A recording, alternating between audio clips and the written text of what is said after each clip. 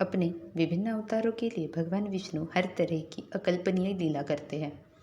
अच्छाई से बुराई पर विजय पाने और धर्म की स्थापना सुनिश्चित करने के लिए वो विभिन्न रूपों में पृथ्वी पर अवतरित हुए।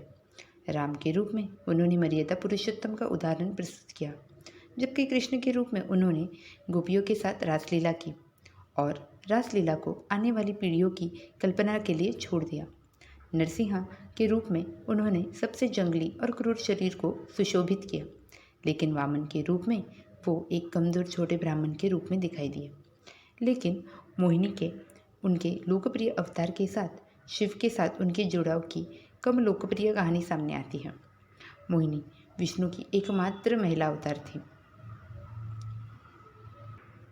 समुद्र मंथन के दौरान अमृत या अमृतत्व का अमृत पानी प्राप्त करने के लिए दूध के सागर का मंथन करने के बाद देवता और असुर युद्ध करने लगे।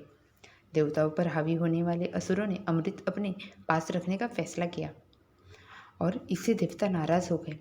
गलत हाथों में अमृत देकर भगवान विष्णु ने सबसे आकर्षक महिला मोहिनी का रूप धारण किया और प्रकट हुए। मोहिनी स्त्री सौंदर्य का प्रतीक थी, एक ऐसी सुंदरता जो पहले कभी दिखाई नहीं दी गई थी। मोहिनी को देखते ही देवता और असुर अपनी सारी इंद्रियां खो बैठे। मोहिनी ने अपने आकर्षण का उपयोग करके देवताओं में अमृत वितरित कर दिया।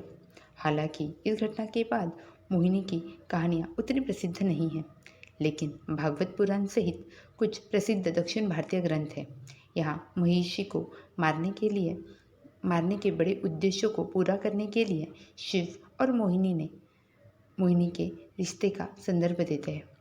महिषी राक्षस महिषासुर की बहन थी, जिसे देवी दुर्गा ने मार डाला था। परशु की तपस्या के बाद महिषी ने भगवान ब्रह्मा को प्रसन्न कर दिया और अमरता का अनुरोध किया, लेकिन उसकी इच्छा पूरी करने में असमर्थ होने पर वो आश्वासन देते हैं कि शिव और विष्णु की संतान के अलावा दुनिया में कोई भी उसकी मृत्यु नहीं कर पाएगा। इस तथ्य से आश्वस्त होकर कि दो पुरुष कभी भी एक बच्चे को जन्म नहीं दे सकते, महिषी ने अपने भाई की मृत्यु का बदला लेने की योजना बनाई। उसने तबाही मचा दी, लोगों और देवताओं का जीवन दुखी कर दिया। दूसरी ओर समुद्र मंथन में देवताओं की सहायता करने के बाद भगवान विष्णु के मोहिनी अवतार की प्रशंसा सभी लोगों में हुई। मोहिनी के दिव्य सौंदर्य के बारे में इतना सुनकर भगवान शिव विष्णु जी के पास गए। देवताओं की मदद करने में उनके प्रयासों की सराहना करते हुए उन्होंने विष्णु से अपना मोहिनी अवतार दिखाने के लिए कहा। जब भगवान विष्णु पुनः मोहिनी रूप में प्रकट हुए तो शिव उनकी स्त्री रूप की सुंदरता की प्रशंसा करने से स्वयं को रोक नहीं सके। वो प्रशंसा और वासना की भावनाओं में अभिभूत थे। इस संघ से शास्ता का जन्म हुआ। दक्षिणी भारत में उन्हें आमतौर पर अय्यप्पम के नाम से जाना जाता है। मोहिनी की सुंदरता विरासत में पाने वाले अय्यप्पम को देवताओं में सबसे सुंदर माना जाता है। उनका पालन पोषण राजशेखर पांडियन और कोपेरून देवी नामक एक निसंतान शाही जोड़े ने किया और वे नैतिक और धार्मिक जीवन जीने वाले योगी के रूप में बड़े हुए।